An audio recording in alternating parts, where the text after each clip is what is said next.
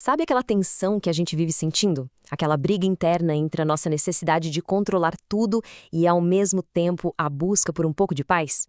Pois é, hoje vamos mergulhar num texto que guia a gente exatamente por essa jornada. Sair da ansiedade para encontrar um pouco mais de tranquilidade. E a reflexão já começa com uma pergunta que, olha, pode ser meio desconfortável, mas é universal. Essa busca por prever cada passo, por ter um plano para qualquer eventualidade, é um impulso muito humano, né? Uma tentativa de colocar alguma ordem no caos que a vida às vezes parece ser. Mas por que a gente faz isso? No fundo, é uma busca quase desesperada por segurança. A gente acredita que, se conseguirmos controlar todas as variáveis, aí sim estaremos a salvo.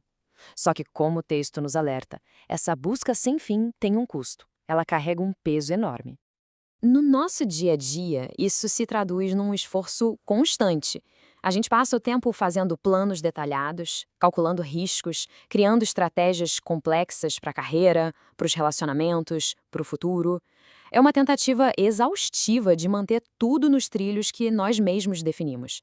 E então, a gente chega num ponto de virada. Essa frase é quase uma revelação, sabe? Aquela carga que a gente sente, a ansiedade constante, talvez não seja nossa para carregar. A ideia aqui é muito poderosa. A nossa própria natureza não foi projetada para essa tarefa impossível de gerenciar o universo. Isso nos leva direto para o próximo passo, que é reconhecer os nossos próprios limites. A raiz do problema, o texto aponta, está numa diferença fundamental de perspectiva entre a nossa visão e uma visão muito maior, uma visão divina. E olha só que interessante como isso coloca as duas visões lado a lado. A nossa perspectiva é descrita como curta e limitada, sempre focada naquilo que a gente pode manipular. Em contraste, a visão de Deus é apresentada como completa, soberana e abrangendo tudo aquilo que está, por definição, fora do nosso alcance. Ok, então se o controle não é resposta, qual é a alternativa? O texto aponta para uma direção bem diferente, a confiança. E argumenta que a fé de verdade não se trata de ter todas as respostas, mas sim de abraçar o mistério. E o que significa confiar nesse contexto? Não é uma atitude passiva, de jeito nenhum. É uma série de ações conscientes. Primeiro, reconhecer ativamente os nossos limites. Segundo, admitir que a gente não vê o quadro completo. E, como resultado disso, encontrar um estado de descanso, mesmo no meio da incerteza. É aqui que tudo começa. O ato de soltar é o gatilho. A fé, como é descrita aqui, não é sobre se segurar com mais e mais força, mas sim sobre ter a coragem de abrir as mãos e deixar ir aquilo que, no fundo, nunca esteve sob o nosso controle. Isso aprofunda ainda mais essa ideia de entrega. É sobre a gente conseguir identificar aquilo que é grande demais para nós e entregar uma força maior, a uma condução que transcende a nossa capacidade de administrar. Tá bom. E ao fazer essa troca, deixar o controle de lado e abraçar a confiança, qual é o resultado prático?